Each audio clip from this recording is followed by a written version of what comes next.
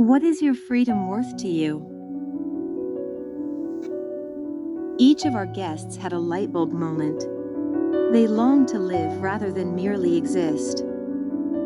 They smashed through their fears and programmed minds, trusting themselves, their faith, and their survival instincts, leaving the guilt, fear, oppression, and drudgery of their past for a brighter future. They took a brave and courageous step into freedom. This is their story of how they got a life. Welcome to Get a Life podcast, Ex-Cult Conversations. You matter, and so does your story.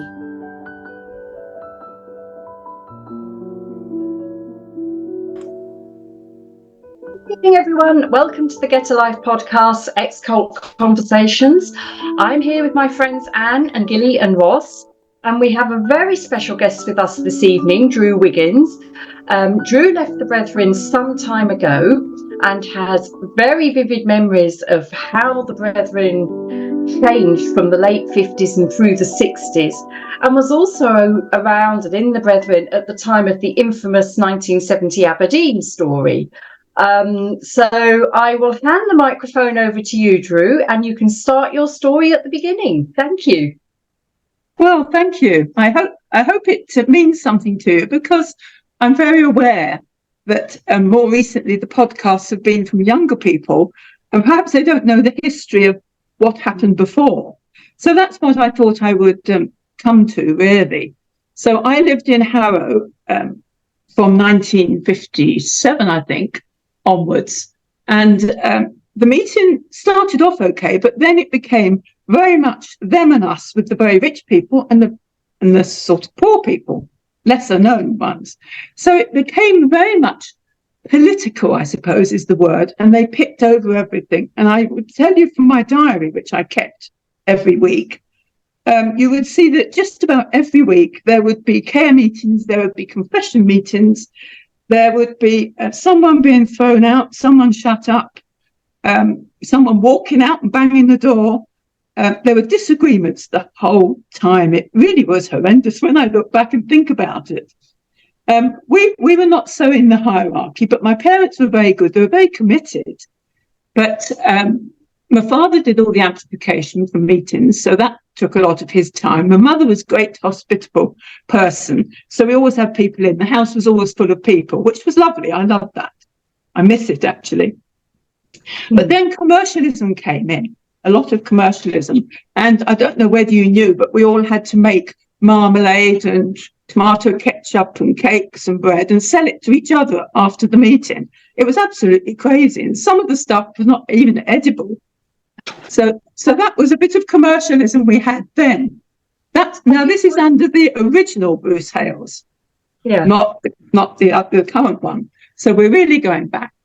1960, it was more confessions, totally confessions about all sorts. In one meeting, we had one brother who was not very desirable, I have to say. He confessed to my father that he'd been looking at dirty seaside postcards. My father nearly cracked up at that one because he'd seen them anyway. so that funny. Was the other one. Another chap, he was really taken to task because he confessed he'd been found on top of the cook on the canteen floor at the Brethren Building Company. So you can imagine what that was. I mean, it was just scandal the whole time. It really was. My father worked at that company, so we know who it was, obviously. And then we had Mr. Kerr, and he confessed to incest with his sister. This is back in 1960. Wow. So you can see we were not horrified when it all happened at Aberdeen. But it was very serious, to be honest. I mean, I'm laughing now, but it was awful at the time. They picked on the sisters. We had meeting after meeting about what we wore, our shoes, our hair, our clothes. They were always on your back, really. So it was a very miserable time.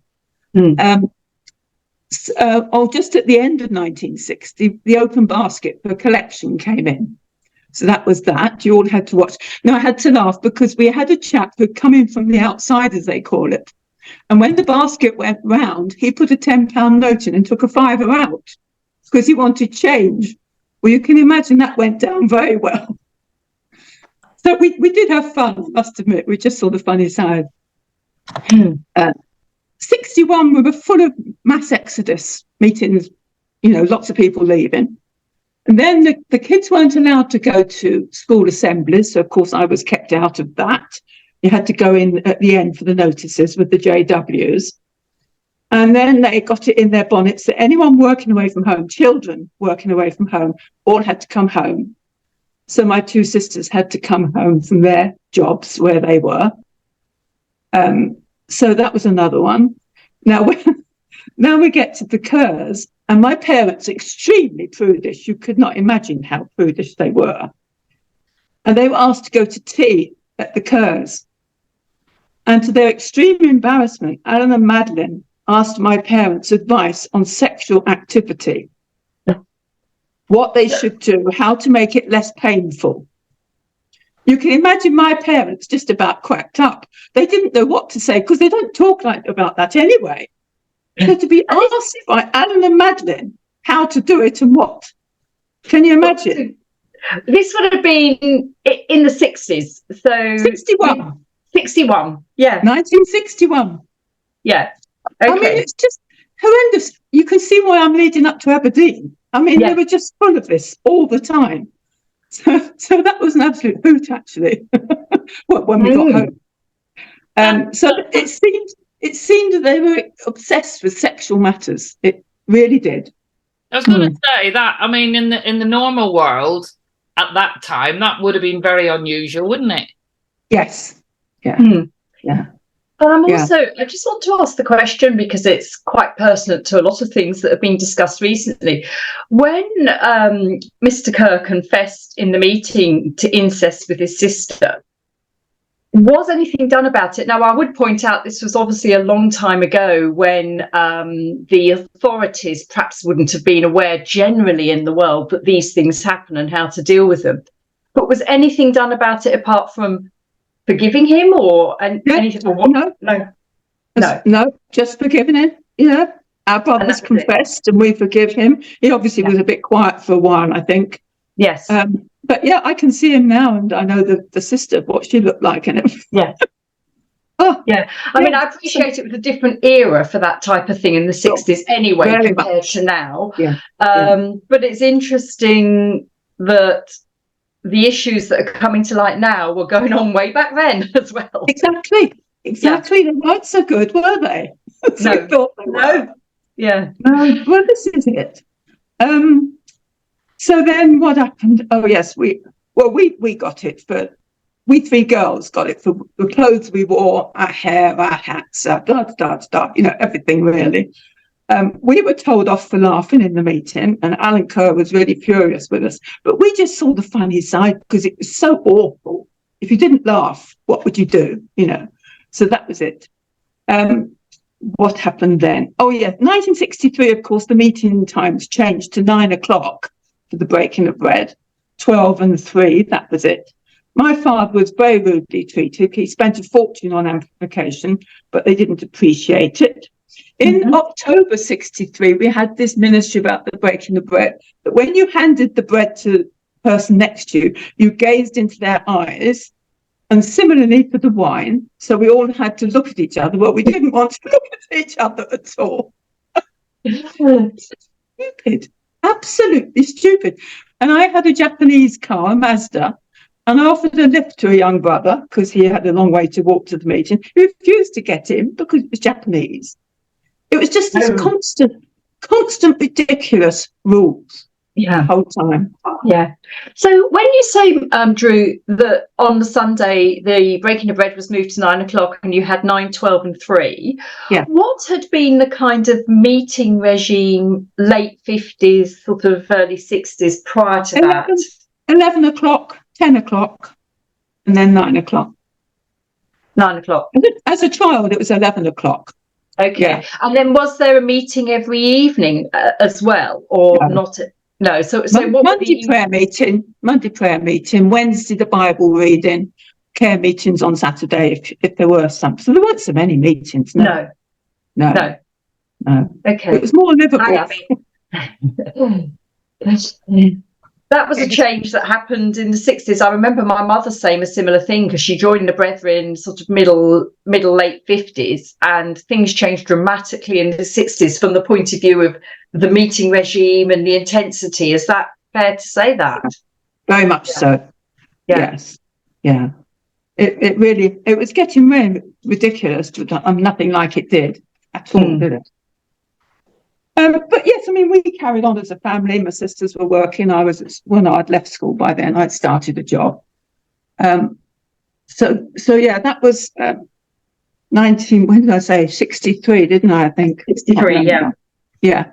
So they were on our backs. I think this is so sad. They were on the backs of people, and I don't know whether it's because we knew Alan Kerr and whether we had something on him, I don't know. But he was really awful to my parents and to my mother, and told her she was too house proud. And this is all in public. This is not one-to-one. I mean, they were just so cruel the whole time, really, picking on you. Mr. Taylor, he had 3-day meetings at Dorking, but he was too poorly. Guess what was the matter with him?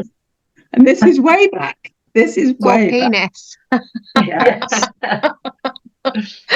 Then we had in the October, I remember it well because my mother went to, there was a Park Street meeting in London, a big meeting there, and there was mass confessions again. And they confessed to all sorts of silly stuff. And a dear old 80-year-old brother, he confessed to having stolen a ruler when he was at school, so he was going to take it back. You know, bless their hearts. Yeah. I mean, it really was. It was just awful. And the pressure, I think, was so much on you that you had to think of something. There was a lot of sexual stuff confessed. And one chap had exposed himself on the London tube train. And, you know. We shouldn't laugh, but it's quite funny. My mother came back full of this, absolutely. But you wouldn't believe this, Drue. You wouldn't believe it. Yeah. But the thing is, what's so sad? I mean, we laugh. What's so sad is you don't forget it. No. So I know the names of those people who did that. You know, and you don't need that, do you? You really don't need it all exposed. No. But they seem to wallow in the exposing of people. Yeah, so then what happened? Oh, we couldn't have any pets. That was another thing. My sister and I had been to Belfast for a weekend. And we had 2 cats when we went. When we came home, they'd gone. My parents had got rid of them. Do you know whether they were put down or whether they were? Yeah, put down. Yeah, awful. It's awful. Well, you've got to obey the rules. You know, my parents were very good at obeying the rules out of fear, absolute fear. And that's what's so awful. So we lost our nice little pussycats. There was a chap in Manchester who was ministering in Harrow meeting one night, and someone had told him they didn't think my parents were very affectionate towards one another. Can you imagine this? I mean, it's none of their business. Anyway, With them. So this very posh high-up brother, they called round to have a talk with my parents, where we girls were sort of hanging over the banisters. My mother and father sat in the lounge. And the couple sat holding hands on the sofa. My mother's on the piano stool. My father's in the armchair. And they said they're very concerned that they weren't affectionate enough. And this chap asked my father if he ever gave my mother an unexpected token of affection. Well, I mean, we just about cracked up when he told us that. We were laughing. And my father came up behind my mother and pinched her bottom and said, "There you are, that's the token of affection." That's the way it got. It was so silly. None of their business. No, also it's hypocritical, isn't it? You've got the Kerrs asking for intimacy advice, and then you've got the high up saying, "Well, you're not affectionate with one another." So, yeah. Well, my parents was very old-fashioned, I mean, to be fair, and foolish, and they didn't go all lovey-dovey all over each other. That's just the way they were. Mm. You know, it was so rude, really. But Anyway, what would even be the, if you talk about this, that they came to see your parents in a church context, what is the problem with that? As in, where is the moral sin in that's up to a couple, as you say? So it's just bizarre, isn't it? Even back then, it's bizarre. yeah. So yes, it was none of their business, but I think, you know, what's so sad is they've got nothing better to think about than pick up on little pieces of somebody or other. It really wasn't godly at all, to be honest. And they pick up things about things like intimacy and sex, and it actually shows exactly where their heads are at. Exactly. Thinking about other people's relationships, which it's perverted in itself, isn't it, really? Well, it is. I mean, we had one couple where I was local that they committed fornication according to the priest, and the priest wanted to know every intimate detail, what position they'd used, and all the rest of it. It's just disgusting. It really is. It is. It is. It's so sad, and they put the Lord's name to it. That's what gets me. And they pray before the meeting. Excuse me. It's blasphemy, really, isn't it? Well, it is. In some ways. It is. It is. Yeah. Yeah. When we got to 1965, we had Bruce Hales, the original Bruce Hales, in Dublin 3-day meetings, and it was said that he was the corporal body showing of Jesus. He was basically Jesus in a body. Wow. So, and this is the current Mr. Hales's uncle, wasn't it? Yeah. Yeah, Bruce Hales's uncle. Yeah. And they said so that he back was basically, you know, showing Jesus as that's who he was. Yeah. And then, but in the end, they were both withdrawn from, Bruce and John Hales. They were kicked out in October 65. Don't ask me what about, because I haven't written it down. I can't remember. Is that BDH or WBH? The original one. WBH. Yeah, WBH. Yeah, so John Hales's brother, Bruce's uncle. So, if my memory serves me correctly, I think they were withdrawn from over the commerce in the assembly matter. That's what I thought. Yeah, could well be. And now look at them with commerce in this. Gone full circle. Yes, they have. Yeah. We had another lot of forced confessions in Harrow again, and they passed the mic round from one person to the other and all round the sisters, and you had to think up something to confess, and they waited and waited for you to say something. And guess what I did when it came to me? I passed the mic on. I love you. Yeah, brilliant. But on the way out, as you know, Brendan would talk to you on the way out, and how are you, and nice to see you. Nobody spoke to me. 6 weeks it took for someone to say, hello, Drew, nice to see you, because I hadn't confessed. And you know, I didn't care. But did you have anything to confess? And if you did, what was that of anyone's business anyway? Well, exactly. But you had to think of something. It was awful. And they were saying silly things. I mean, it was just pointless, really. It's the fear, utter fear. They just grind you right down, you see. So that was then. We thought, that's why I say Harrow was really a horrid meeting. It really was horrid. There was nothing else. Or we had times of the prayer meeting, they all had to be changed or something. Mr. Taylor came twice. He came a lot, but twice that year. He came to Harrow a lot. He must have thought we were suckers for it. And then in 1967, Jim Simonton appeared at Harrow. And we had more confessions. Guess what? We had 3 confession meetings in 1 month. And in April, we had 4 confession meetings. Don't ask me what they were about now. It's like everybody was confessing to everybody about everything. I mean, it was ridiculous.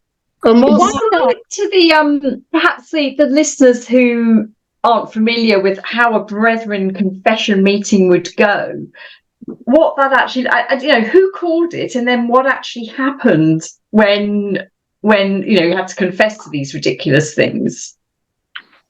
Well, yes, I mean, the main person taking it was, like my poor mother, Mrs. Satchwell, have you anything to confess? And she sat, actually, that meeting, she sat silent, and it took 2.5 hours, and they gave up on her. Have you nothing to confess? They shouted at my mother. So they would literally go round asking people, and would they pick every person in the room? No, it was really people that wanted to confess could confess, but then the ones they really wanted to, of course, like my poor mother, she didn't. Yeah. They were grinding down, trying to get you to be with them, absolutely 100% with them. I mean, it was just cruel. It was cruel. So they tried to break you as a person. That's there, and I think that's part of the confession thing. It's humiliation, like almost degradation. Really, it completely degrades you as a person. Oh yes, but that's the control. Yeah, that's the control. Yeah, I'm going to go off topic a bit, but going back to what you said about JT Junior coming to Harrow quite a few times, I'm theorising, hypothesising it's my cynical mind. Did he come to Harrow so many times because Madeline Kerr was there? Could well have been going on. I know she went to New York with Alan a lot. Oh yeah. And Mrs. Taylor had to stomach it that she was under the same roof. Yeah. I mean, do you not join in?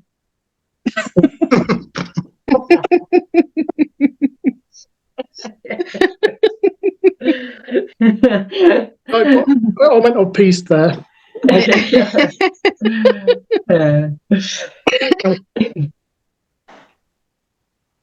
Yeah, the night my mother refused to confess, as I say, it took 2.5 hours. We sang every hymn in the book, just as I am, without one plea, and I don't know, all these things that's supposed to get you emotional, you see. And she didn't. So the next morning, Madeline Kerr, cheeky woman, rang my mother up and tore her to shreds about it. Really, really awful. So, yeah, it wasn't very nice at all. And then, of course, we get the 6 a.m. breaking the bread at the end of that year. So that started. So that's something I've always quite curious about, because I remember my mother telling me it started. She had 3 small children at the time, and her reaction was, "That's ridiculous. I am not getting my 3 small children up at 5:30 every Sunday morning to break bread," and then probably did it because that's what you did. So how and why was that introduced, and what impact did that have on families at the time? Well, yeah, it was grim and you had to do it, but I never really knew. There's been various theories why it happened. One was that he was in Australia and he had to catch a flight or something, and they thought he'd have the Lord's Supper before he went, but really why? I can't remember the actual, truth of why we had to do it. But yes, so we were up.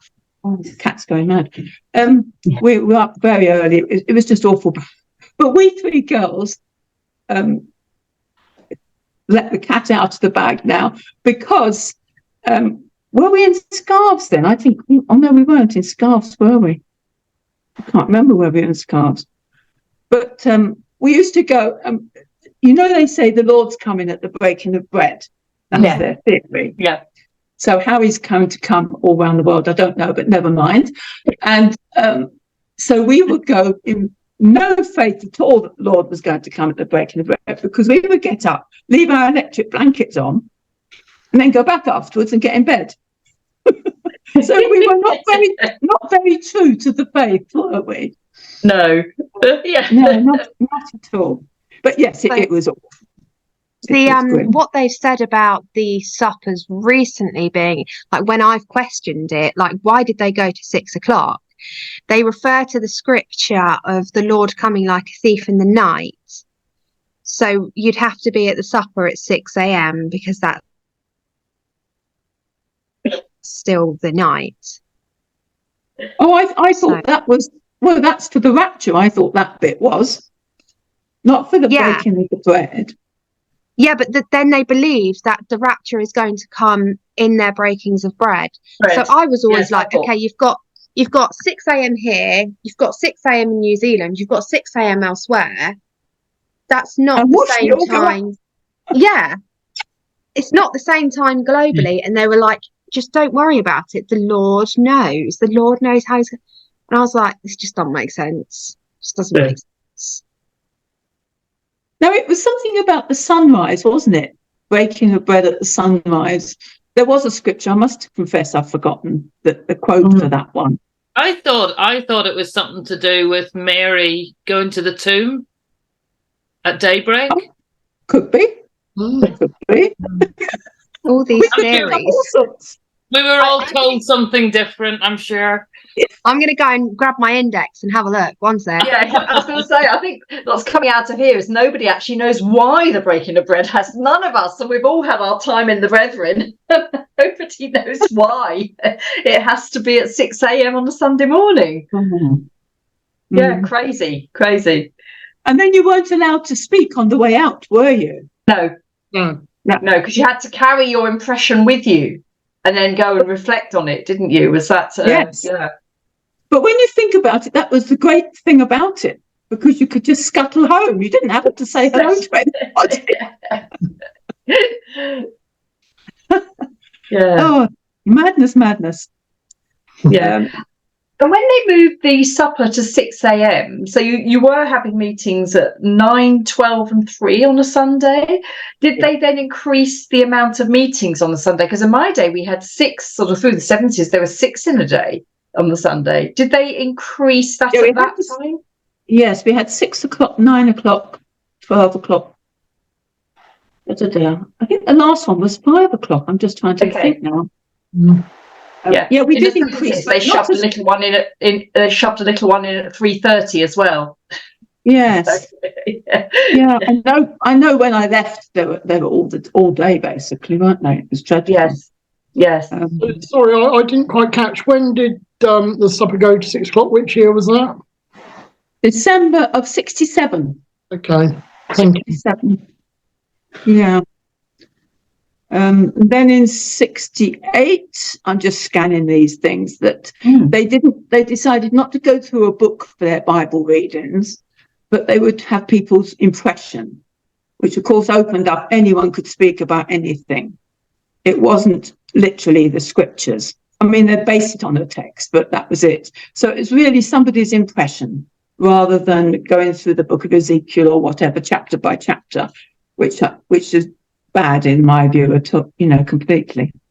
So prior to that decision, again, I'm trying to correct this, were the readings and the meetings much more a discussion of various scriptures rather than somebody's thoughts on a particular verse of the scripture? So would you say, in other words, if you did sit through a brethren meeting in the sort of late 50s, 60s, you perhaps got some education about the Bible?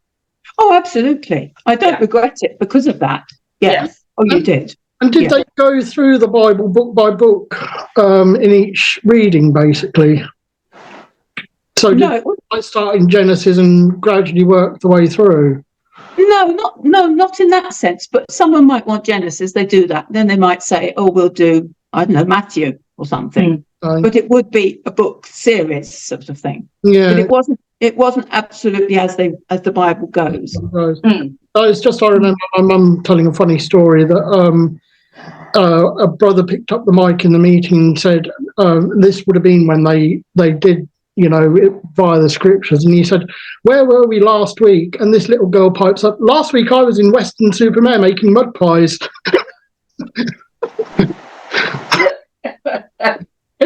Love it. Aside, sorry. Yeah, that was good. I was thinking of the prayer meetings and what they used to pray for. Those brethren who were sick all over the place with their ends in view and all this. I mean, it's rubbish. The rubbish they prayed. Oh, goodness me. We did laugh. I mean, the kids did laugh. You had to, didn't you, really? You had to laugh, yeah. Yeah, you did have to. Yeah. So then in 68, David Clapham from Manchester, he was a big noise in Manchester. You might have heard of him. He was suddenly seen in a Soho strip club. Ooh. Oh. Wow. So that was not good, was it? And of course, There's another brother saw it. Anyway, so he was in there as well. He could have joined Gareth Hales if he was still alive. I was going to say, yeah. Yeah, so that was another one that fell from grace. And then they started on this attendance officers. I don't know if you had that at all.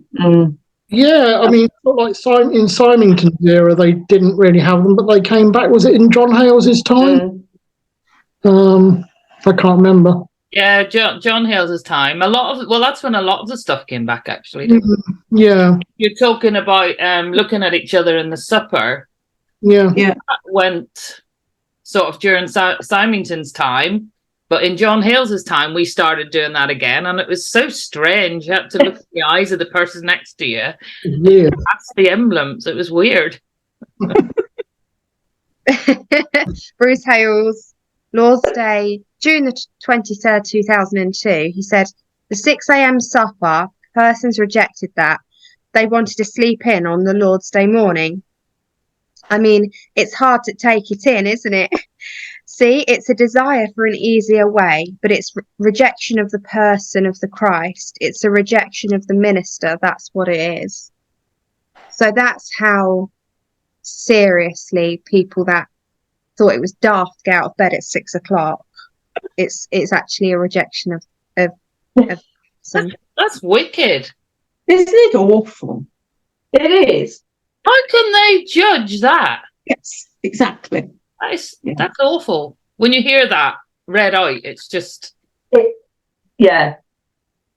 These books need burning, really, but they do come in handy at times. So No, don't, Abby. They're a valuable source of information. Yeah. I found the Great Men canvas down in the shed. Oh, yeah, we saw that. Yeah, and that was so therapeutic to completely deface that. It was just... So anyway, that's a by the way, but I'll keep looking. These are just a bit of a minefield, these things, but So at this point, I think we've got up to 67, haven't we, Drue, from your diaries, which must have been valuable. You've written it all down because you've got the dates crystal clear, which is great. 68. That was 68. A good year for me because I went off to Canada for 6 weeks on my own. Stayed with brethren, went to Canada and USA. So it was absolutely brilliant.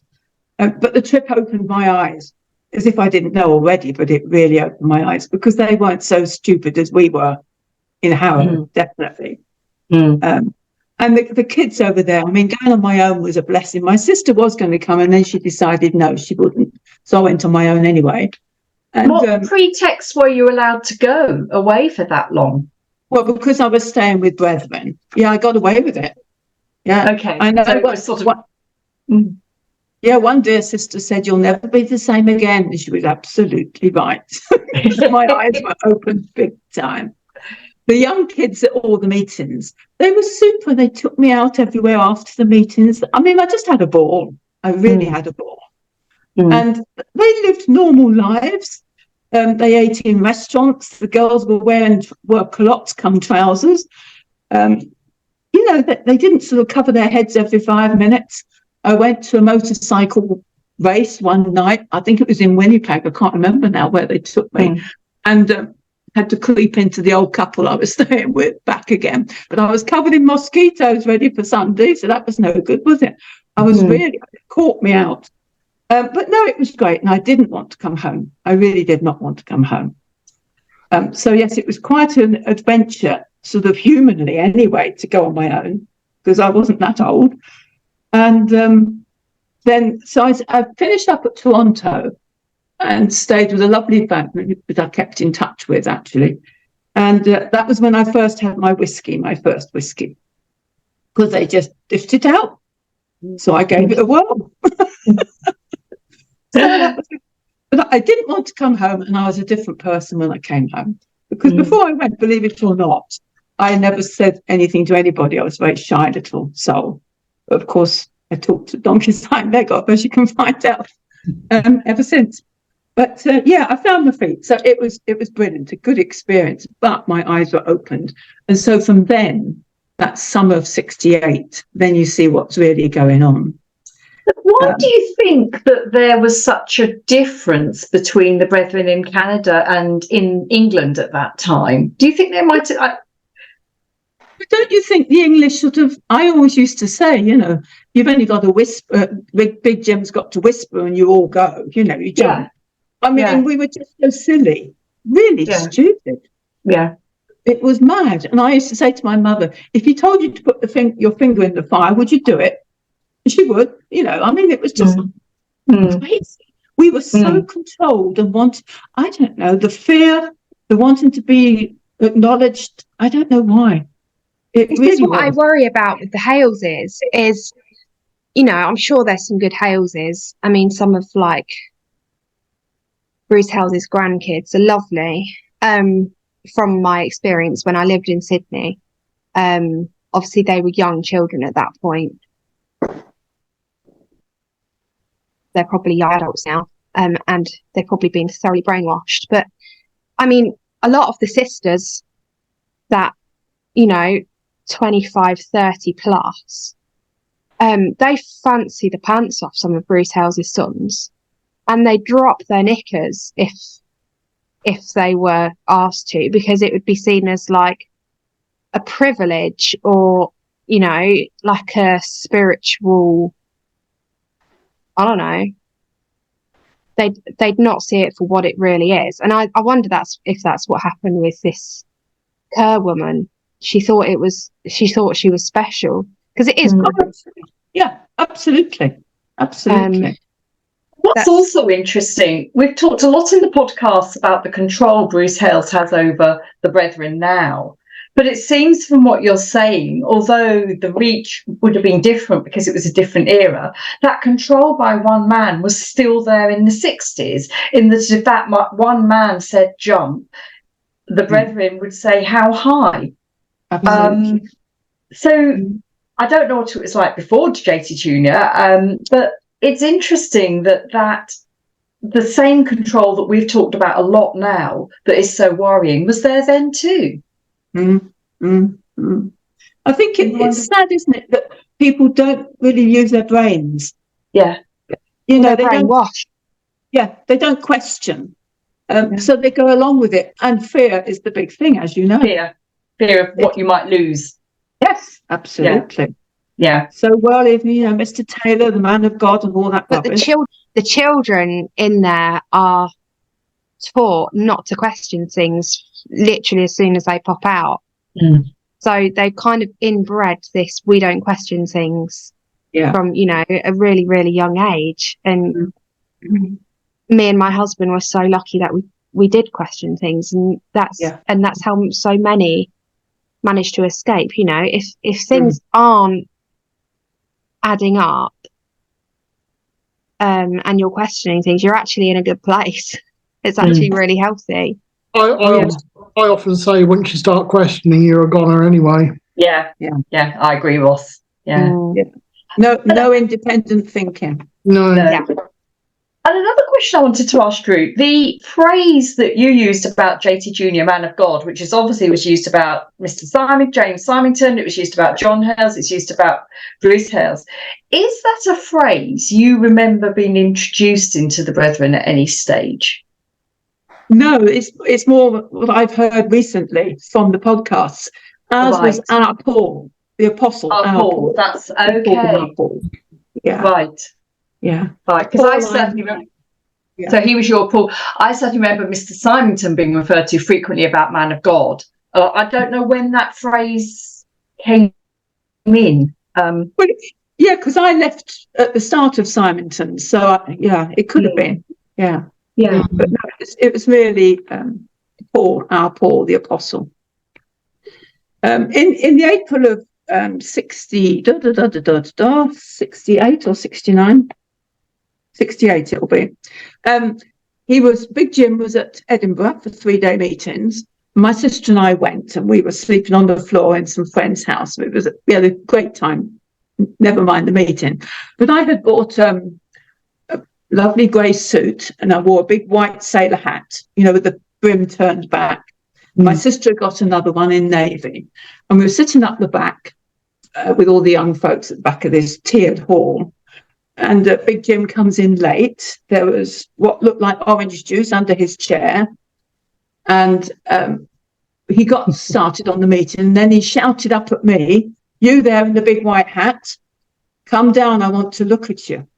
Oh. Well, of course, I was absolutely terrified Mm. in front of all these people. So I just, sunk in my chair. I did not go down. I was not going down to see him. Mm. So it was obvious then, A, he was late, B, he had whiskey under the chair, and he was a womanizer.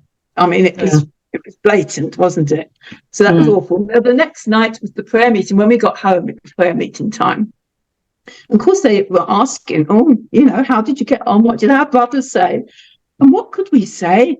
So we sort of bluffed our way through that one.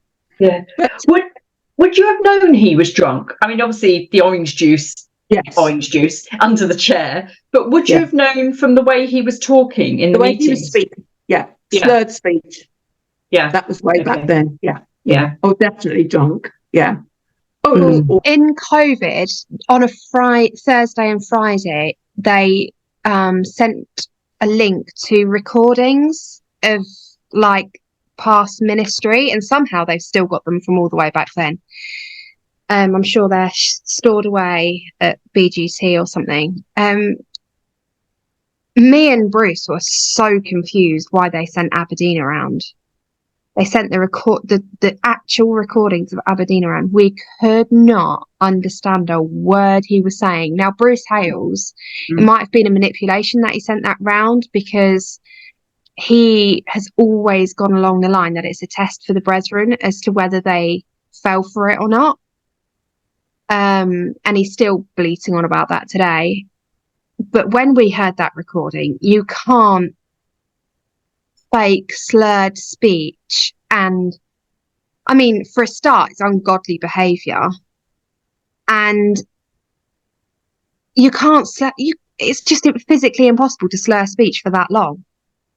And in the end, we just turned it off, and we were like, what is this shit? It's like people actually sat through this and thought it was, good.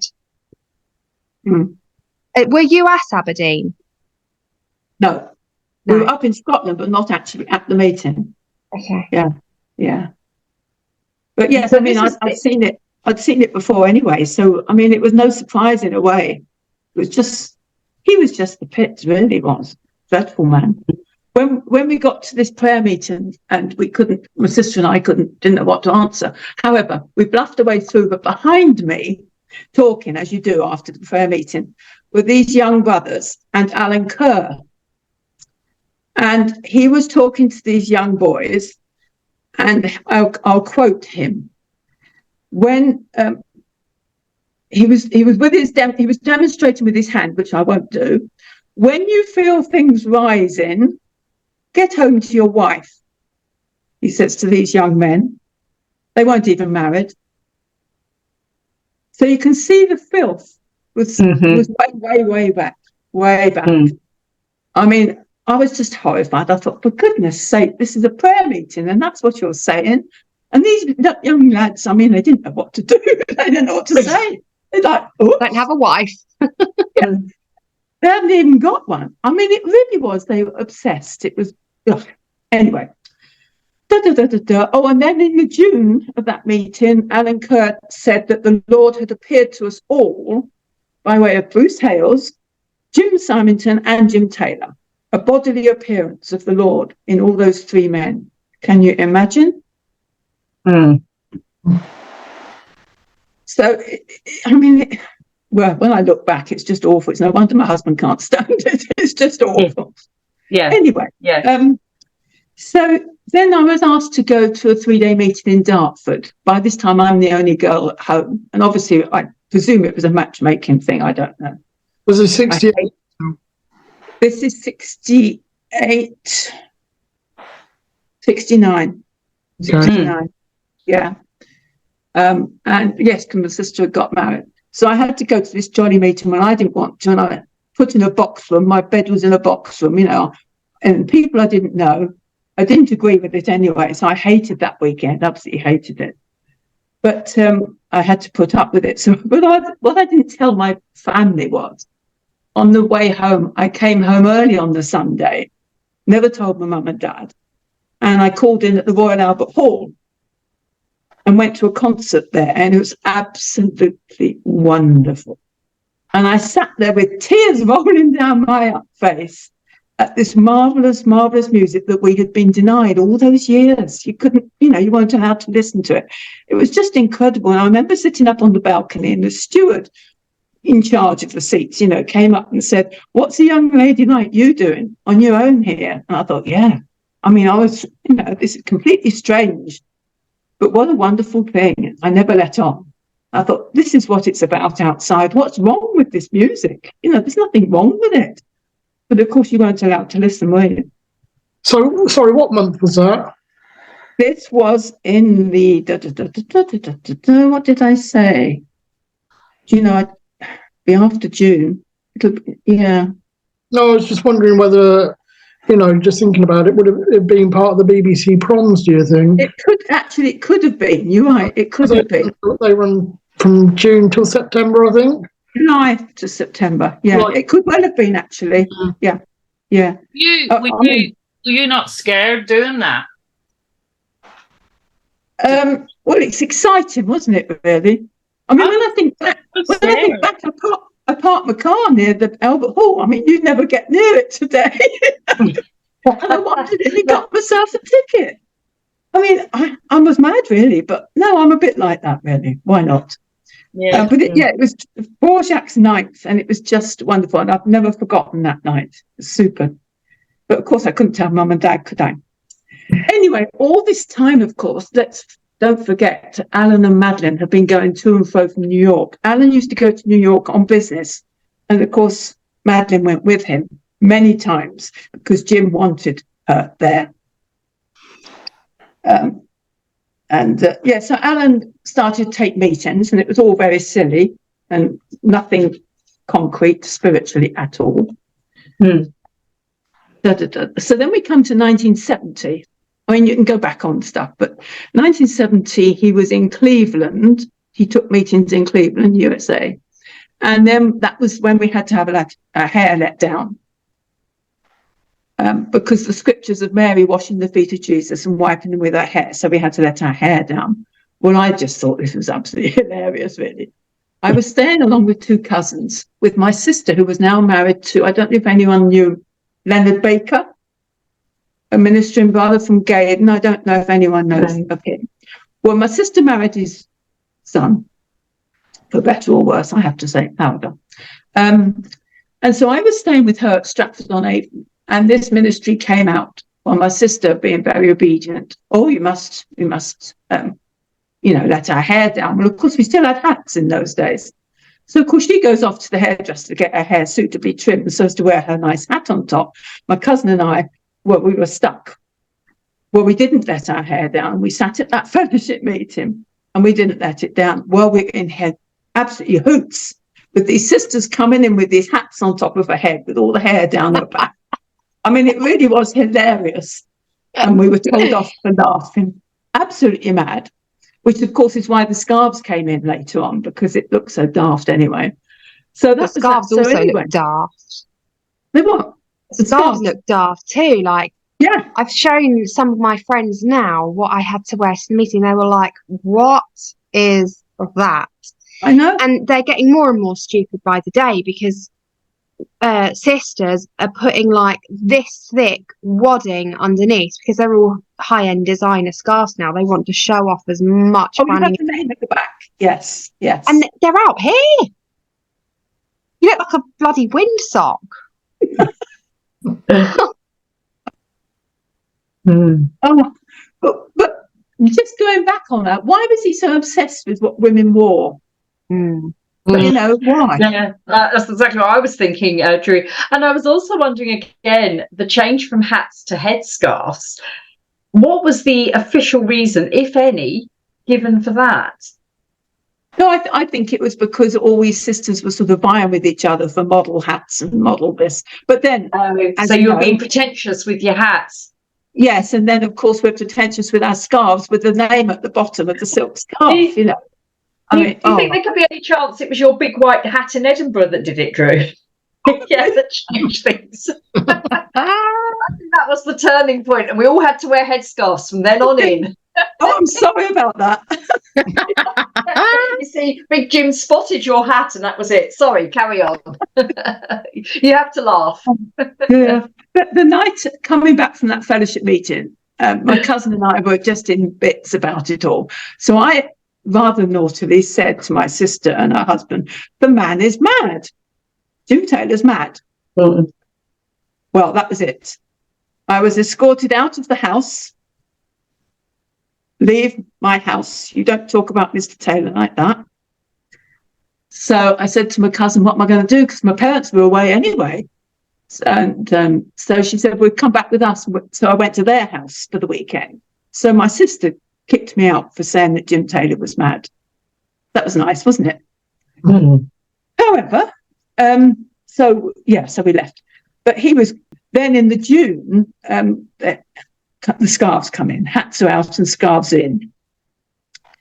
Then it wasn't long after that Jim Taylor was at a meeting near London, and my aunts were there. And my spinster aunt rang us up and told us that Mr. Taylor had got the sisters lined up to kiss him and sit on his lap. He also felt them down over their chests. And one poorly lady who was a bit small-chested remarked she hadn't got any breasts. What's the matter with her? And this was in public. And that's a spinster aunt telling me this. And she was, you can imagine how awful these women felt. And the silly women queued up to go and sit on his lap and get felt. Was there any children? No, this is an evening meeting. Oh, did children not go to them? No, not really. No. Was there any reportable instances of him being like this with children, or was it just women? Only as far as I know, only the women. Yeah. I mean, things were so hotting up, it was just ghastly. So yeah, that was before the Aberdeen business. Anyway, on July the 6th, bearing in mind this is the Aberdeen time, July 6th, Jim Taylor was in Harrow for the prayer meeting. And after the prayer meeting, he was staying with Alan and Madeline, of course. After the prayer meeting, lots of local brethren were asked round to supper to meet Mr. Taylor. And my parents were asked, and I was asked to go and play the organ to entertain them all. So I played this Hammond organ inside the house, but the Leslie speaker, which they had in those days, was out in the garden. So I'm playing away, and all these people were sitting outside. They didn't have glasses. They had bottles of whiskey to drink. There were no glasses. And there were crates out on the lawn. So there they were, no glasses, and they were drinking. Now, my parents hated whiskey completely, but they had to obviously sip a bit. So it was, of course, by then a test of fellowship to drink whiskey. And if you had someone to stay, you had a new bottle of whiskey by the bed. And in the morning, you would see whether they'd drunk any or not, because it was a test of fellowship. So, of course, people probably put it down the sink. You don't know if they didn't, if they didn't drink it. It was a test of fellowship that you had to drink whiskey. So this is back at Alan's house in the garden. And so I'm playing hymns, or heaven knows what, I don't know, I played. I was very glad I was in there. Jim Taylor's out in the garden. And all of a sudden, this young 10-year-old girl came rushing into me. "Drue, I don't know what to do. I'm scared." I said, "What's the matter?" She said, "Mr. Taylor is getting all the women to sit on his lap and kiss them." So she ran in. So I just couldn't believe it. So I said, "Look, you sit on the organ stool with me and make out your music, turn in the pages of the music." Which she did. And then sometime later, I'm playing in the hall and the stairway is in front of me. And Jim and Madeline went up to bed and they didn't come back. So it wasn't long before the party disintegrated, and that was that. So that was in Alan Kerr's house. So then on the 7th of July, the next day, it was the ministry meeting, and Madeline let down her hair and she went and washed Jim's feet in the middle of the meeting room and then wiped it with her hair. And we all had to watch. Now, I actually remember hearing that story as a child, but I remember being told that what a wonderful thing it was that that Madeline Kerr was washing beloved Mr. Jim's feet in the way that Mary washed the feet of Jesus. And that's what I was a child. And following on from that, I remember my mum telling me the story that she was somewhere and literally there was a circle of brothers and the sisters had to go around washing each of the brothers' feet and wiping them with hair. Oh, Yeah, I remember my mum talking about it. Mm. And I remember her saying how awful it was. They literally had to, they had to do that. And again, it was like a test of fellowship. Yeah. Bungle toenails, athlete's foot. Like, just no, guys. Never mind anything else. Yeah, exactly. But John, whoever it was, JT Jr., he's putting himself on the same level as Christ, actually, by comparing himself to. Definitely. So does Bruce Hales. Yeah. Yeah. No different. No. I think, yeah. No, I won't start on that one. I don't know if anyone knew a man called Louis Boss, but I think he was at Netherlands or something. Anyway, just before Aberdeen, he was in Harrow, and all he talked about was breasts and wombs and sex, and I mean, it was just absolute filth the whole time. And then they pray at the end. So then we come to the Aberdeen meetings. I was staying with mum and dad with some friends in Edinburgh. I mean, that was by the by, we happened to be up there. And we received a call to go back home for this special meeting in Harrow on the Tuesday. So we went down on the Monday. And all the way home, I can remember my mother saying, coming down the A1, it's about time Alan Kerr caught it, it's about time he was knocked off his pedestal, da-da-da-da-da. All we knew was there was trouble with Alan Kerr. When we got to the meeting, of course, we were told what the rumours were. And there were questions and statements from brethren and people saying they didn't believe it. And some said, oh, what about it? And can we have the facts? And it went on and on. It really was very serious. And Hubert Kingston quoted the Ethiopian woman with Moses, is to say that it was okay. Alan Kerr quoted 1 Corinthians 9. He said it was okay to take around a sister as wife, and that Mr. Jim had a right to do things that no one else had a right to do. And it was just ghastly. I could not believe that they could believe this stuff. So they were questioned a lot. And then they kept on about the priest keeping knowledge and people who wanted to know the facts shouldn't ask. They should just trust, that it's all okay and everything's fine. Some charged him with corruption. Some confessed to hearing false stories because they weren't false. It just threw the whole Harrow meeting into disarray. It was just horrendous. But Alan Kerr told us that it was okay to read between the lines of Scripture. So it didn't matter that Scripture said you mustn't do this. You read between the lines of whatever. Someone else said it was wrong for another man's wife to minister to Jim and called for the facts. So he was told to get out. So he went. He walked out, slammed the door and went. It just went on and on and on, querying. But they covered it. They tried to cover it, and they tried to cover it the whole time. Then, of course, they were asked, Arthur Lyon was one of the main ones. They went round the room saying, were you 100% with Mr. Taylor? This is all the brothers. And my poor old dad sitting down at the front there, he said, well, yes, because you're so scared. And he wasn't. I knew he wasn't. Later on, at another meeting that week, because we had them every night that week, they asked my father if he would give my mother to Mr. Taylor if Mr. Taylor wanted her. I remember hearing that rumour, but it actually happened. You were there and you heard it. You actually because heard that. My mother and I sitting up the back, and she nudged me and she said, not likely, she wasn't going to do it. I mean, fancy asking. Wow. It was despicable. And that's just in a meeting room. This wasn't in a private house. This was in a meeting. This is in the big Harrow meeting room. The district. I remember it. Yeah. How utterly mortifying.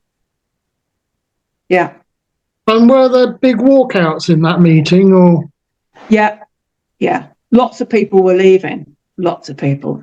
And I think too, when some people, I mean, you would remember the time, Drue, but when some people left around that time, they weren't leaving because they thought the position was wrong. They were leaving because of Mr. Jim Taylor's behaviour. And we heard that podcast with Paul Flowerdew, didn't we, where his parents left and joined the Rentons. So it wasn't that they thought the principles of the Brethren and what they believed in and the way they lived their lives was wrong. They were actually, it was that one person. So that's how, you know, he was explaining that's how the Rentons and the Open Brethren started up, because people still wanted that Brethren community, didn't they? Some people who left around that time.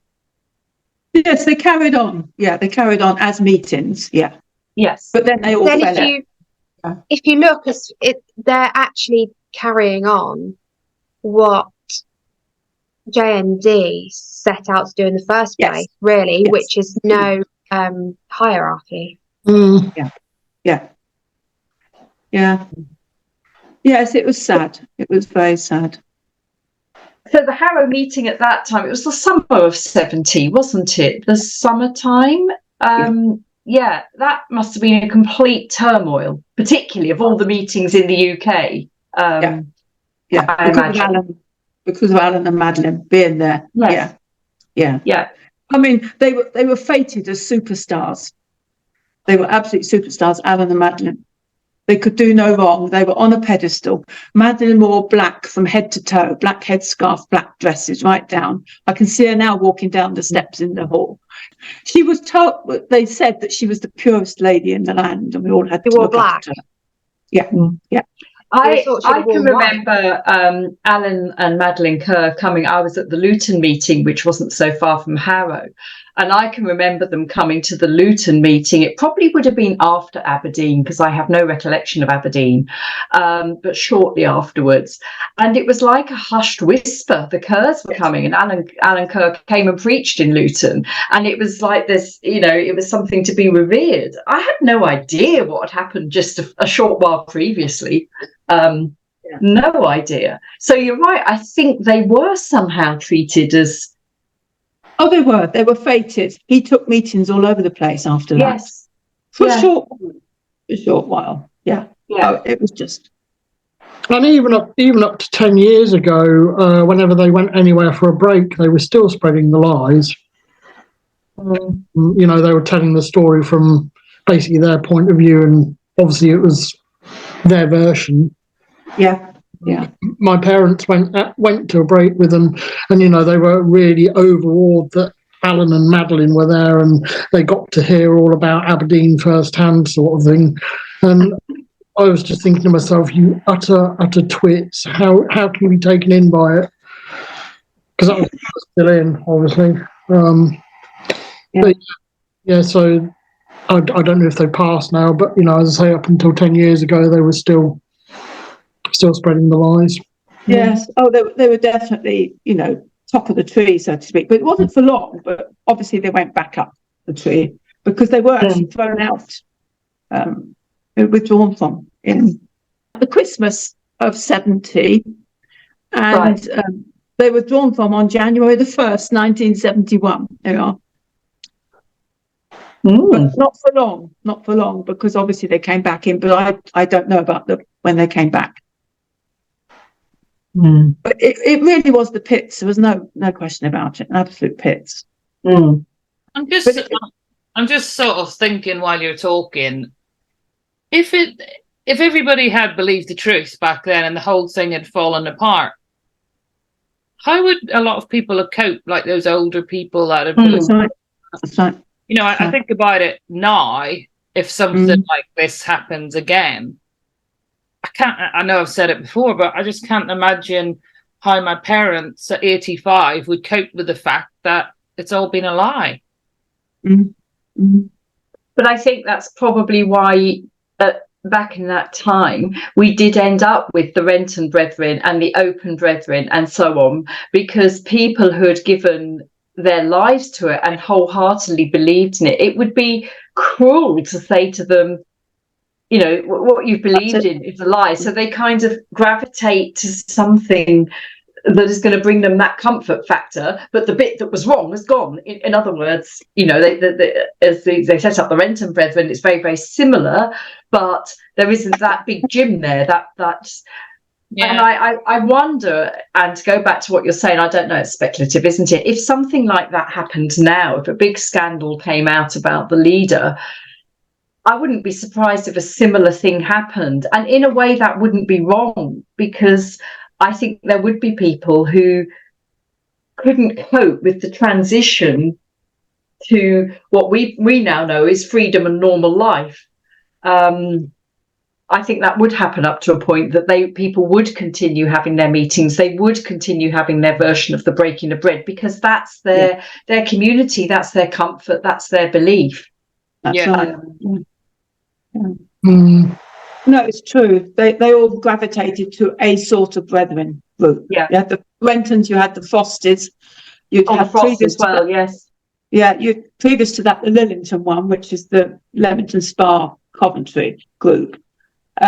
All these little groups. But yes, they carried on what I called played meetings. They carried on playing meetings, really.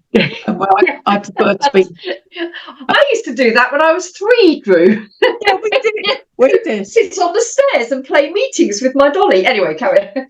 Yeah, it's interesting. My older sister, she was always the preacher, and I had to be in the congregation. Oh, well, I had 2 older brothers, so I was always in the congregation. Anyway, we digress. Jackie, what you said about there being another Aberdeen. Yeah. Bruce Hales has said in ministry that there won't be another Aberdeen. There won't be. There won't be another Aberdeen. There'll be more crises, but there won't be crises, but there won't be another Aberdeen. You can't get much worse, can you?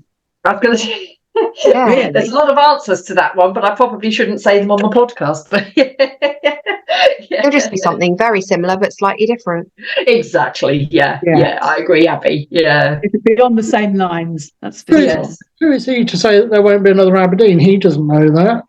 Mm-hmm. He's only got to say something that a lot of people agree with. Okay, maybe he's just thinking he hasn't found his Madeline yet. Yeah. You know the picture that was in the People and the News of the World with Jim with his hand around Madeline. She wore that dress till it dropped off her. I recognise that dress all the time. Really? Because she was very tiny, very petite. Yes. And of course, Alan was some great big strapping He was very tall, wasn't he? Yeah. Extraordinary tall, yes. Yeah. Anyway. So after that, of course, in Harrow, it got even sillier. Not so much on the sex side, but we had the dart throwing, the paper dart throwing across the meeting rooms. We had toilet rolls being thrown across the meeting rooms. Lots of filth. It was all. Hubert Kingston used to say, "The world thinks we're tied here, but we're free, and chuck a toilet roll." It was absolute rubbish. It really was mad. And then Charlie Hammond, he took a meeting and absolute filth about his wife. I mean, it just went on and on. Anyway, from my personal point of view, I'd switched off by then. But my parents had, with their house, a loan off a sister to pay, because, of course, you didn't have mortgages. So we had a loan from this sister. Well, this sister went and left the meeting, didn't she? So, of course, the money in our house was dirty money. So what were we to do? Well, my parents had no money really at all. My father didn't earn much at all. And so we had to pay off this loan to stay in Harrow. Well, where did we go to get this money? From someone who was still in fellowship. So my father went cap in hand. I handed it to him, the guts. He went cap in hand to Arthur Lyon and said, "Could you lend me the money?" So we had to try and get. So he went to Arthur Lyon and said, "Well, could you lend us?" And I mean, this sounds daft now in today's world, but it was £2,000. That's all we needed. But it was like the equivalent of 30 grand to finish off this payment. So we were stuck as a family. This is Mum, Dad, and me. We had to move somewhere to a cheaper house, a cheaper area. But of course, you're not allowed to move localities. So where do we go? Get a caravan? I mean, what do we do? So they had this, the Satchwell case, my surname, came up every week on a Tuesday night. Now then, what's happening with your house? What are you doing about it? And we didn't know where to go for the money. I mean, talk about humiliating. It was dreadful. So that's the way they treated you. It was absolutely despicable. So in the end, after lots of arguments and lots of heartache, we actually had to move. And we went to Brackley.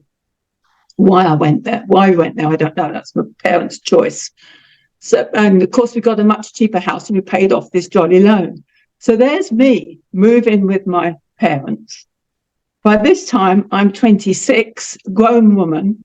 I'd had to change 2 jobs already to please the brethren. So there I am with mum and dad. And I moved to this one-horse town, because it was then. No street lights, no nothing, no young people in the meeting. And it was the Banbury meeting, Brackley and Banbury meeting. And I stuck it for 6 weeks. And I just couldn't take it anymore. I mean, this was just the death of me, because either I had to marry a brethren man who'd be very hot in it, and that was risky, or I stay single and work for brethren in an office, which I don't do. By then, I was in selling, you see. I was already in selling, sales. And I was travelling around. Oh, and when I used to travel down to Kent and Brighton, I used to stay with brethren. And this really got to me. I'd stay with brethren because obviously you couldn't go to a hotel. And I'd go to the meetings with the brethren. And it was fine. I didn't have any problem with it. But then the brethren decided, and they got on to my father, she needs to be home every night at the local meeting. So this went on. And in the end, my father said to me one Friday night, if you don't keep the rules and you come home every night, you'll have to go. And that was the Friday night. So on the Saturday, we went to the so-called Bible reading at Banbury. And there was Lancelot Railton, who was the main man there. And I'm sitting there. By this time, actually, I'm on drugs. I'm on lithium. And because I was too depressed with it all. So I'm sitting there like a zombie in this meeting. I can see it now.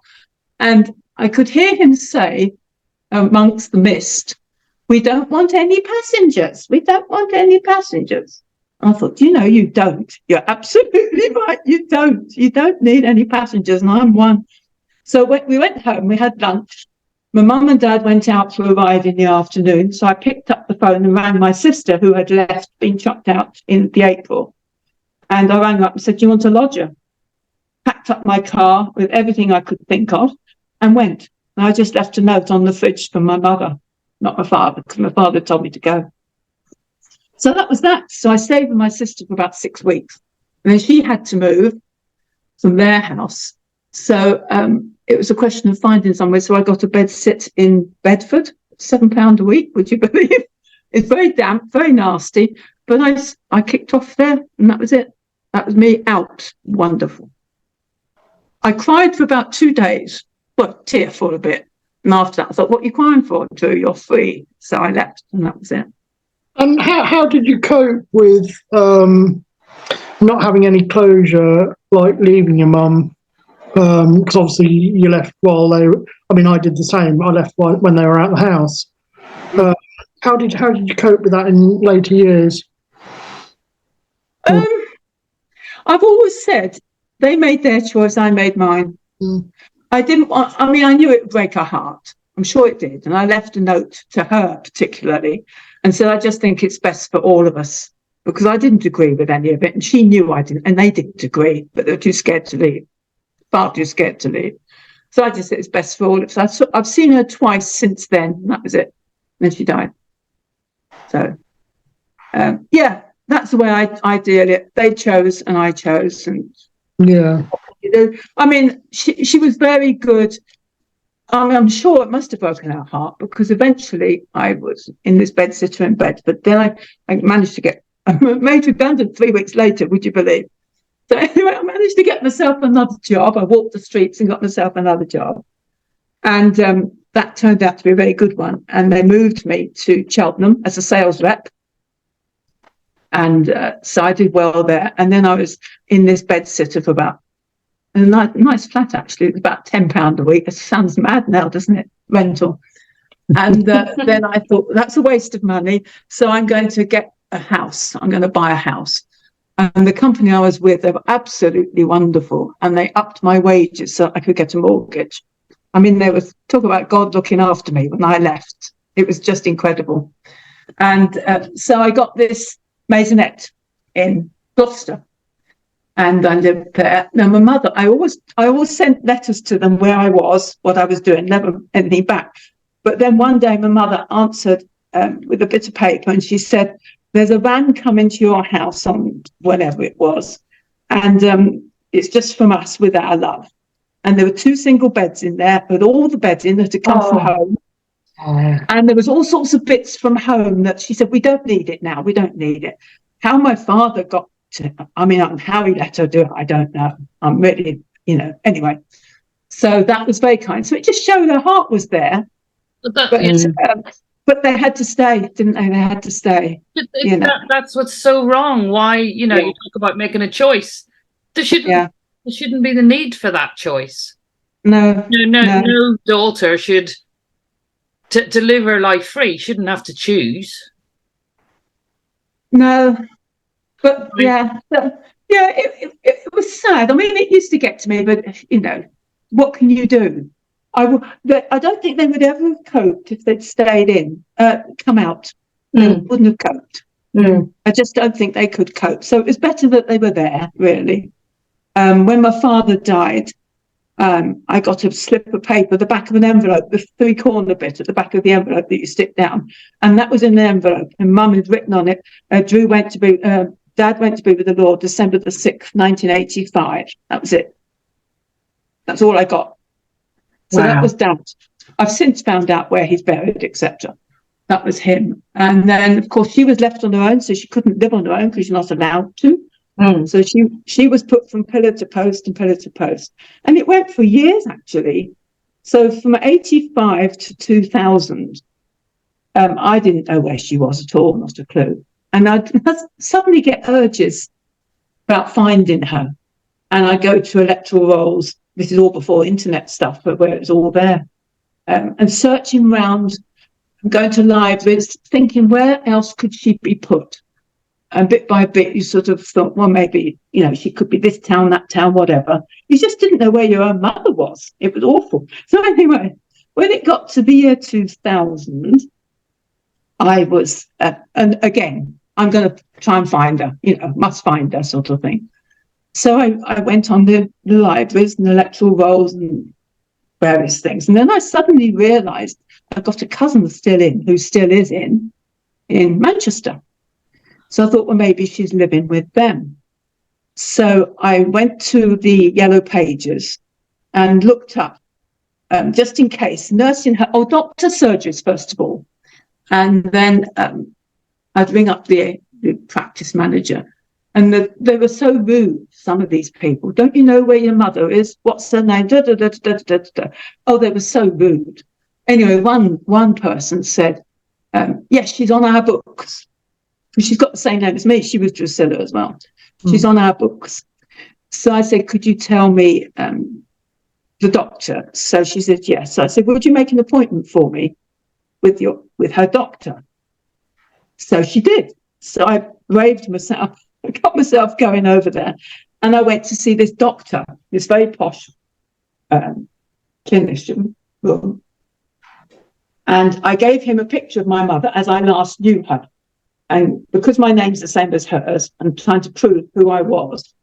And so he said yes. So I said, can you tell me how she is? Well, she's very poorly. So I said, can you tell me where she is? No, I can't. It's confidential. Can't tell you. So I put the picture to him and she said, no, I can't tell you. All I can say is it's a very nice home she's in, nursing home. So I thought, well, that figures because that's the biggest advert in the Yellow Pages is the one she's in. It'll be the most expensive one because I tried a lot of others. And sure enough, so I went and found this nursing home. By the time I got there, I was in bits. You can imagine tears pouring down my face. And I thought, well, I can't go in. I parked up outside and I thought, I can't just go in with streaming tears down, to this the staff, they'll think, what's this woman doing walking in here crying? They don't know who I am. And then if my cousins were in visiting my mother, they wouldn't let me in the door. And then if my mother saw me, she might have a heart attack and die. What do I do? So I sat outside wiping my eyes and blowing my nose, and I thought, I'll go home and I'll get one of the Instamatic cameras that were in then. I'll get one of those and I'll send it to the home, explain the situation. Can you take a picture of her? Because it was a week before her birthday, her 90th birthday. So I did that, and that arrived. That was on the Friday. It arrived at the home on the Tuesday morning. She died Monday night. So I missed it. I missed her. Having said that, looking back, it was probably better, because if I'd have felt I was perhaps the cause of her death with the shock of it. So that was on the Monday night. So on the Tuesday, my cousin from Manchester rang. I hadn't spoken to him since I left, which was, of course, years ago. And he said, "Oh, just to tell you, your mother's gone to be with the Lord." So I said, "Oh, well, thank you very much for telling me." Didn't let on. And he said, "She's been in a very nice nursing home." I said, "Oh, yes, I know that." Because I'd only just heard a few hours before. He doesn't know that, of course. So he said, the burial will be at the Altrincham Cemetery, and it'll be at 9:30 on Thursday morning. If you go, we would like you to stand 20 metres away from the grave. So I thought, keep your patience, don't say anything. So thank you ever so much for letting us know. And came off the phone and told Peter, and he said, "That's wrong. Oh, no, it's your mother. You should be at the graveside, you know." So I said, "Will you ring him back? Because you're not an ex-brethren. You're less of a sinner than I am." So he rang him, and he said, "No, I'm sorry, Martin. This is Drue's mum, and we're going to stand at the graveside and for a few minutes, and we'll see the coffin put in, and then we'll walk away." So that's what we did. My sister came up on a National Express from London, and so we got up and we went along to the funeral. So we saw where the grave was, and so we parked up back a bit, and then along came this estate car. Men in their woolly cardigans pulled the coffin out of the back of the car, and they took it to the grave, and they lowered it into the grave. And the other brethren all they just walked by us, apart from two sisters who smiled at me because I was determined to smile at them. They smiled back, but the others looked as miserable as anything. And they went and they scuttled to the other side of the grave as if we were lepers. So we stood at the foot and held hands for a few minutes and sort of tweaked each other's hands. Right, we better go now. And then we walked away, and then they did whatever they did. And that was it. So we went to the nursing home after that, and the nurses didn't know, the staff didn't know that she had any daughters. They didn't know of our existence at all. So, but they were very kind. They took us to the room where she had been. And when I think back, she was right by the front door. She could have seen me walking in that day. I mean, whether she'd recognise me, of course, I don't know. But so they took us and they gave us the picture of her as she was in the home. And so we've got that. And that was it, basically. It's absolutely wicked. But as I say, she made her choice. What can you do about it? She was too scared to leave anyway. When it came to the will, which was choice, it was all typewritten. And then she'd done this wonky signature at the bottom of it, and we were sent a copy of it. And all the money went to, not that she had much, went to the relatives that are still in. But my cousin did send her wedding ring, her engagement ring to us, and that's all we had, basically. Which is actually the most precious, really, isn't it? Yeah. Very sad, though. Very sad. They did the exact same with my gran, because my dad had a brother that left, and they got her to divide the money between us three boys so that he wouldn't get anything at all. It's absolutely wicked, it really is. Oh, it is. But Drue, years. What was it that made you go looking for your mother then? I don't know. So I've had these sort of urges, as I call them, before. And then I sort of sit back and think, well, that's what she wants. And, you can't do anything about it. I don't know. I don't know what prompted me. But it was amazing, really. Yeah, amazing the way it worked. But, I saw her in a sense. I got as near as I could. But, yeah, it's just sad because we three girls could have looked after her. Yeah. We could have taken it in turns and seen her well looked after and fed. She had a miserable life going from pillar to post in brethren she didn't know really or didn't want to be in their houses. I might have misunderstood the story, but did you and your sisters leave, both of them, or just one of them? No, all of us are out now. All of you left. So she was very much, on her own. Well, yes, that's another story because my middle sister is the one that married Leonard Baker's son, and they left in the April of 72. I left in the July 72. My eldest sister stayed in. So eventually she looked after my mother and father. They had an annex and they looked at like a granny flat and they looked after them. And they were very good to them. But then my sister's family and the lads apparently got up to tricks. I don't really know the story and I'm not going to put it on air. I don't know really what, but anyway, my sister and her husband eventually were thrown out. Right. Or they decided to go. And so the brethren came along and they kidnapped my parents from my sister's house. They literally bundled them into a car. And my sister suddenly saw this car and mum and dad getting in. And she tried to follow the car but lost it to find where they'd gone. And they didn't know for weeks where my mother and father had been kidnapped to. What year would have that been? That would be 85. 85. Wow. No. Yes, it would be 85, yeah. Yeah. Yes, I think it is 85. But it's criminal. It's actually criminal. Yeah. They literally just it's a crime. So she was absolutely, devastated. I mean, they got them housed and looking after them. My father had a very bad stroke. He didn't know what time of day it was. But they bundled him into a car and took him away. So then they had to stay with other brethren, and my mother would have hated it, absolutely hated it. So, yeah. Oh, it's just wicked. It is. And over the years when you were not in the brethren, when you did know where your parents lived, obviously before your father passed away, did you write to them or try and contact them, or did you feel you couldn't? No, I couldn't really.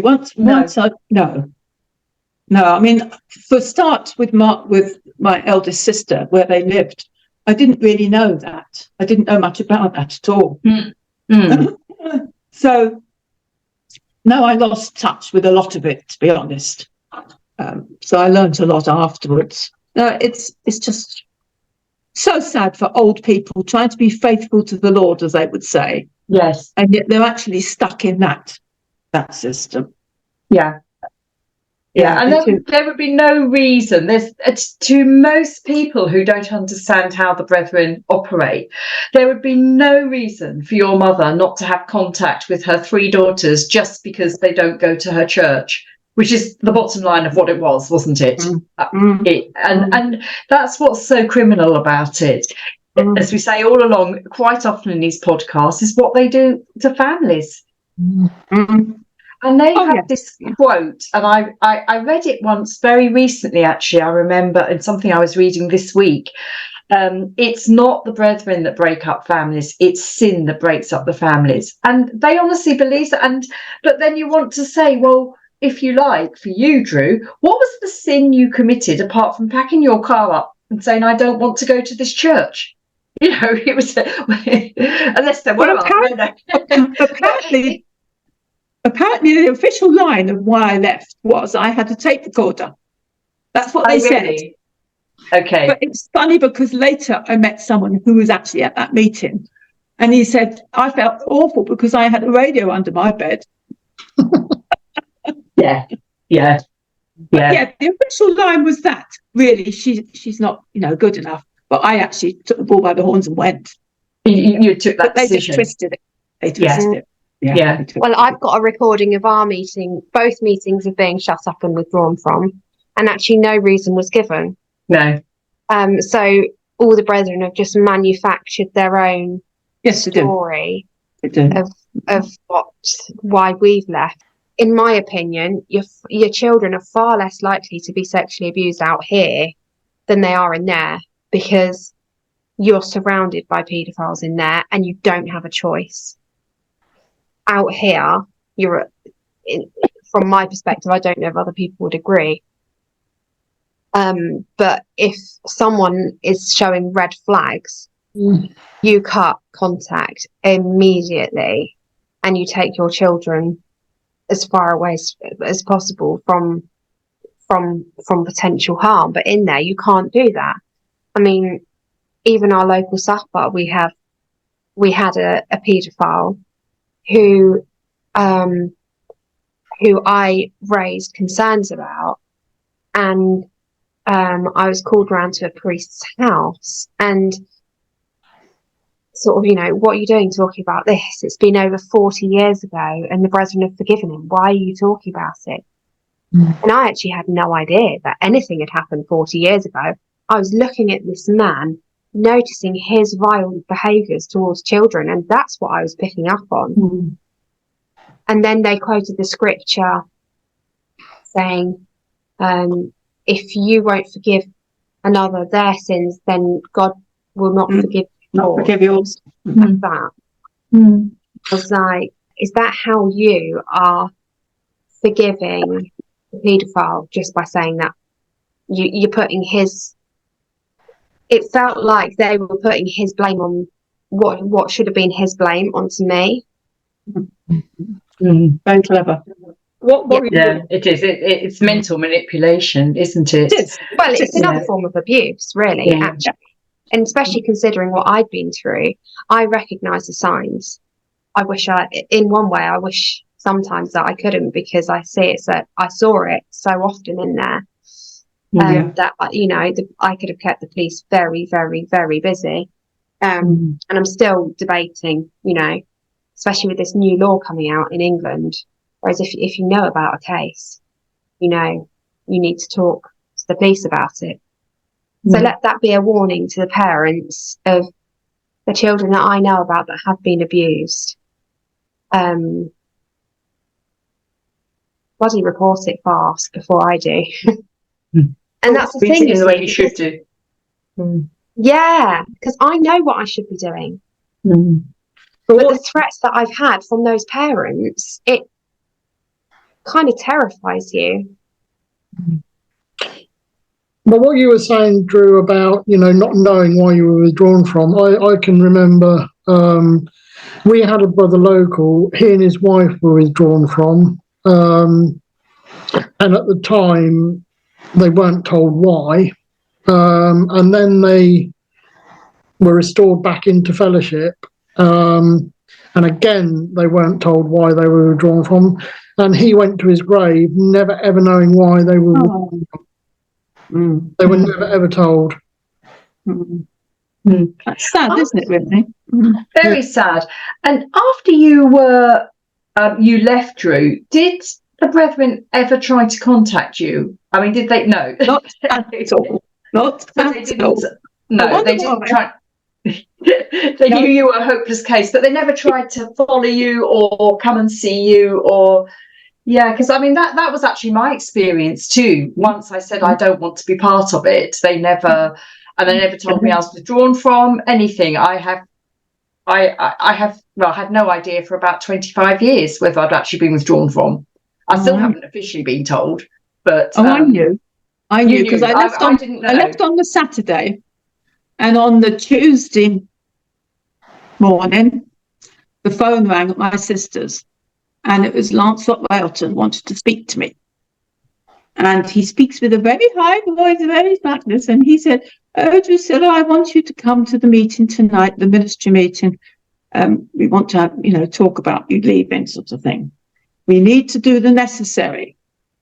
So I thought, well, this is a joke. What's the necessary? So I said, well, thank you for telling me. I didn't say I was going. I didn't go. That night, about 9 o'clock, the phone went again. "Oh, Drusilla, just to tell you we've done the necessary." And that's all I know. Done the necessary. Yeah. Well, at least they told you. I didn't even have that phone call. What does that even mean? Done the necessary. Buying bottles. It does really. One wonders what they said about you. Yeah. I was withdrawn from at a care meeting. My dad came home and said in a very hushed voice, "You've been withdrawn from," and I was like, "Yes, that's the best thing that could have happened." Oh. No, So Drue, all this stuff you've been going over, being a recent leaver, we know insiders watching this, but some of the insiders that's still a bit on the fence. They don't really know what to believe. Because I was in that position. I had no idea what to believe and what not to believe. And brethren are very well, show me the proof. And then you've got Bruce Hale saying that it was a test. But then we hear your story, and since I've come out, so many other people's stories about what truly happened. How would you encourage insiders to learn the real truth and not to just believe what Bruce Hales has how he's tried to cover it up? It's just put two and two together. Use your brain. I mean, it's common sense. You don't lie beside a bloke in bed who's not your husband with no clothes on and be told you're just massaging his neck, because that's what we were told. Which I think is a laugh.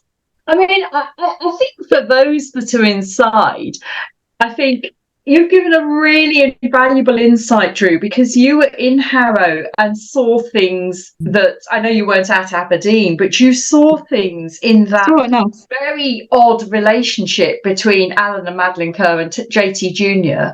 that a lot of people wouldn't have been privy to have seen. So effectively, what you've given there is an eyewitness account of a lot of the background behaviour that led up to Aberdeen. Yes, it was brewing a long time before 1970, that behaviour. Sorry, did anyone try to stop the behaviours that were going on, or were they too scared to? No, too scared. I presume, no. Yeah, well, this is what I worry about with Bruce Hales. Well, it's just the exact same. Every man of God, as they call them, or elect vessel, is the exact same. And while they're believing that, you're not going to change. You don't say. Yeah, I mean, the biggest change people can make now is get the heck out of there, because, you know, he said, you know, there's no safety in numbers and we're a minority and this and that. But if he's got no one left, he's on his own. And while we've been talking, I've been thinking about what you said quite early on in the podcast about how Alan and Madeline were quite nasty to your parents. And you said, you know, was it because they knew something? Well, this is me just putting two and two together. Would it have been because Alan and Madeline had spoken to your parents about their intimacy issues?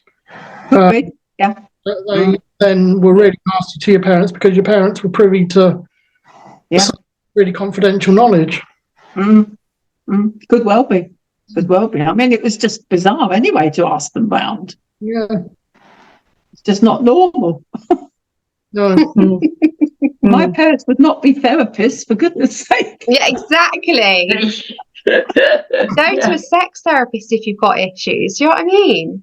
I mean, that was years before. So that's what the way their mind was working, you know. Yeah. It was just sick. It really was sick. Very sick. I think it just shows the power of how, when a narrative is given, if it's given forcefully enough, you can end up believing the lie, which I think is what happens. Yeah. And I think that happens and particularly over Aberdeen. I don't remember Aberdeen at all. I was around, but I don't remember it.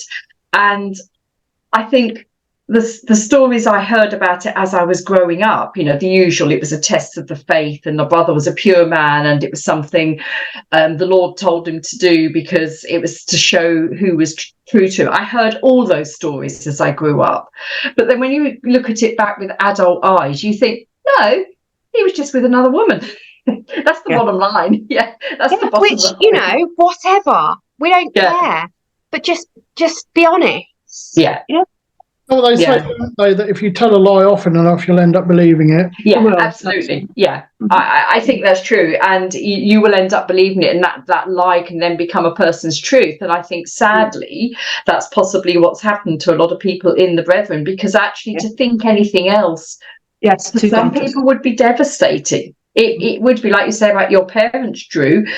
Even though they lost their 3 daughters, they still couldn't admit and see through the lie, and you can kind of get that in a way, can't you? It's a comfort thing, isn't it? Stay with what you know. Yes, because to jump out is too big, it's just too scary. Yeah, and I think that might be the case for a lot of people in the Brethren at the moment. Absolutely. And what you want to say is it's okay, but ultimately they've got to make their own choices. Yeah, because their whole livelihoods have been formed for them. And when you come out here, you have to form your own livelihoods. And I think there's a lot of disgruntled older Brethren at the moment because they're seeing exactly what's going on, but they're too scared to leave. But in leaving, they know that they'd lose their family, they'd lose their houses, they'd lose, I mean, some of them, there was a survey the other day, that over 70s is about £27.2 million or dollars still owed on mortgages for people over 70. So some of them would lose their jobs, and that's really scary. And people are seeing through it, but they're just I mean, a lot for a lot of people it's easier not to see it. Yes, definitely. Yeah. And I sort of understand that, because I do too. Well, I did it for years. But I used to say to my dad and mum when they were still talking to me, it would be so much easier if I didn't walk away, if I could believe it all, but I can't. Yeah, and I think so much easier. But I think it's an innate thing in us, because I went through a really tough patch a few months ago, and my first thought was to go back to the Brethren, because it was where I knew, and I knew that I'd be looked after and all the rest of it. Obviously I haven't, but I couldn't. That's really common. I couldn't go back because now I know the truth. Yeah, but I understand people just shutting themselves off from even questioning anything, because because to actually open that box is too difficult. It's just too difficult. I remember my mum saying that to me. When I said that, looking from the outside in, you can see the truth. And she said, "Why did you ever step outside?" She didn't disagree, but it was, she just wished that I'd never stepped out over that line. So I understand how they think. Yeah.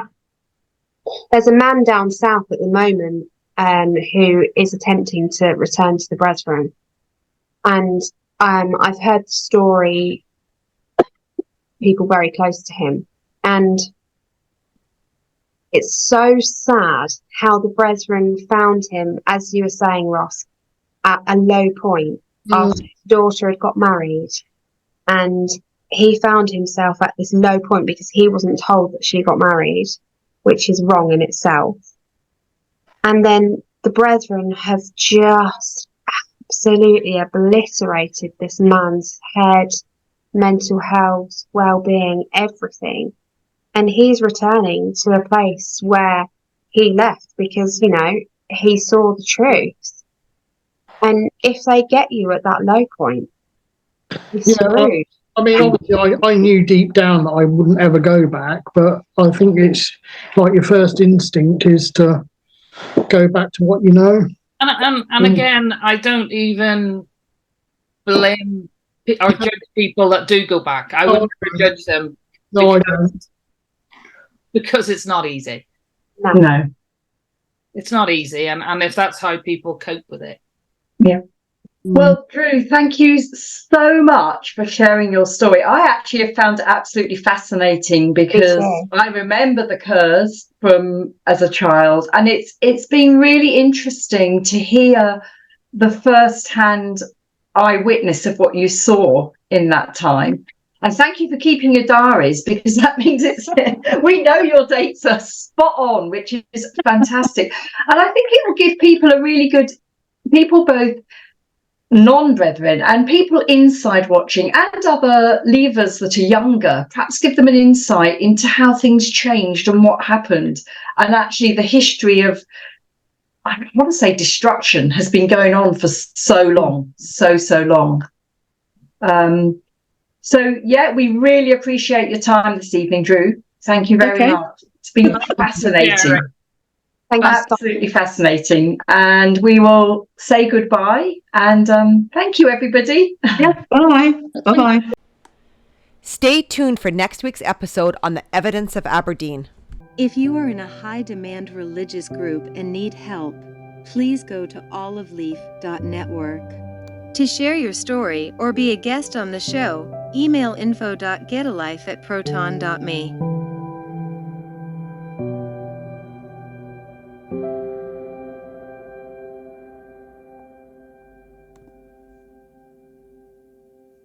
Please remember to like this video, subscribe to Get a Life, and comment.